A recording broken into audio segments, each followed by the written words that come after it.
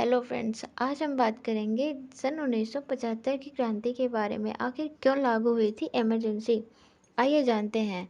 तत्कालीन प्रधानमंत्री श्रीमती इंदिरा गांधी द्वारा भारत में सन 1975 में लगाया गया आपातकाल भारत के लोकतांत्रिक इतिहास में सबसे बड़ी घटना है। आज की पीढ़ी आपातकाल के बारे में सुनती जरूर है, लेकिन उस दौर में क्या घटित हुआ, इसका देश और तब की राजनीति पर क्या असर हुआ, इसके बारे में बहुत कम ही पता है। अब से 40 वर्ष पहले यानी 25 जून की रात सन 1975 से 21 मार्च सन 1977 तक 21 महीने के लिए भारत में आपातकाल घोषित कर दिया गया था। राष्ट्रपति फखरुद्दीन अली अहमद ने तत्कालीन प्रधानमंत्री श्रीमती इंदिरा गांधी के कहने पर भारतीय संविधान की धारा 352 के अधीन आपातकाल की घोषणा कर दी थी। अब बात ये आती है कि इमरजेंसी लगी क्यों थी। स्वतंत्र भारत के इतिहास में यह सबसे विवादास्पद और अलोकतांत्रिक घटना थी। आपातकाल में चुनाव भी स्थगित हो गए थे।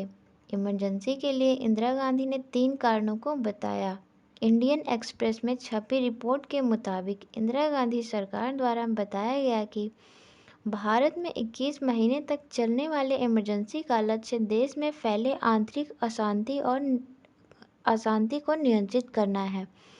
इसीलिए देश में संवैधानिक अधिकारों को निलंबित कर दिया गया था, जिसके कारण मनुष्य की स्वतंत्रता और मीडिया में रोक लगा दी गई थी। इमरजेंसी लगाने के वो 3 कारण जो इंदिरा गांधी ने एक भाषण में जिक्र किए थे और इमरजेंसी को उचित ठहराया। पहला कारण देते हुए इंदिरा गांधी ने कहा, देश में जयप्रकाश नारायण द्वारा शुरू किए गए आंदोलन की वजह से भारत की सुरक्षा और लोकतंत्र खतरे में है। दूसरा कारण देते हुए इंदिरा गांधी बोली, मेरा विचार है कि देश में तेजी से आर्थिक विकास और पिछले वर्गों के वंचितों से लोगों के उत्थान की जरूरत है।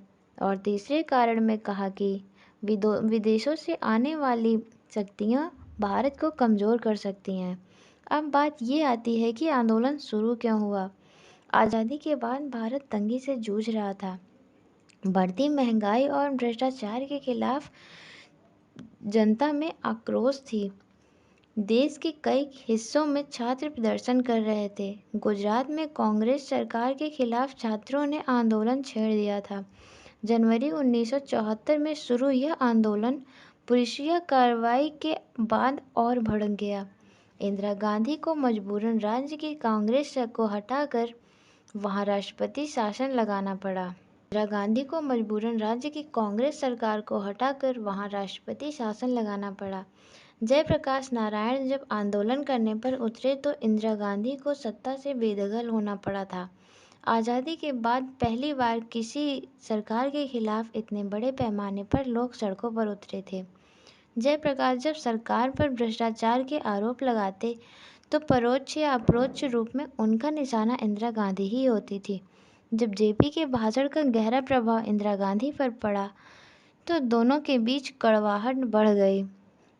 तब आंदोलन को रोकने के लिए इंदिरा ने जयप्रकाश को चिट्ठी लिखी और नेहरू के साथ अच्छे संबंधों को याद दिलाया। जयप्रकाश पर उस चिट्ठी का कोई असर नहीं हुआ। आंदोलन के बीच एक घटना हो गई। इलाहाबाद उच्च न्यायालय यानी हाई कोर्ट ने इंदिरा गांधी को चुनावी कानूनों के उल्लंघन में दोषी पाया और उनके चुनाव को रद्द कर दिया गया। इसके बाद भी जयप्रकाश चुप नहीं बैठे। उन्होंने इंदिरा गांधी से इस्तीफा मांग लिया, लेकिन इंदिरा गांधी इस फैसले के खिलाफ सुप्रीम कोर्ट पहुंच गई। अदालत की तरफ से इंदिरा को थोड़ी सी राहत मिली, पर जेपी की तरफ से कोई राहत नहीं मिली। 25 जून को जेपी ने दिल्ली के रामलीला मैदान में एक रैली की। अपने खिलाफ जन के आंदोलनों और जेपी के तेवर से घबराई इंदिरा गांधी ने 25 जून को इमरजेंसी की घोषणा कर दी। विरोध कर रहे नेताओं को गिरफ्तार कर लिया गया। जेपी समेत करीब 600 नेताओं को जेल में डाल दिया गया। इसके बाद इंदिरा गांधी ने सन 1977 में आपातकाल को खत्म करते हुए आम चुनाव की घोषणा कर दी। इस चुनाव में इंदिरा गांधी की पार्टी कांग्रेस का प्रदर्शन बहुत ही खराब था और वो सत्ता से बाहर हो गई। यह वही समय था जब भारत में पहली बार गैरकानूनी ढंग से कांग्रेसी सरकार बनी थी। फ्रेंड्स, अगर वीडियो पसंद आए तो लाइक एंड सब्सक्राइब ज़रूर करें। धन्यवाद।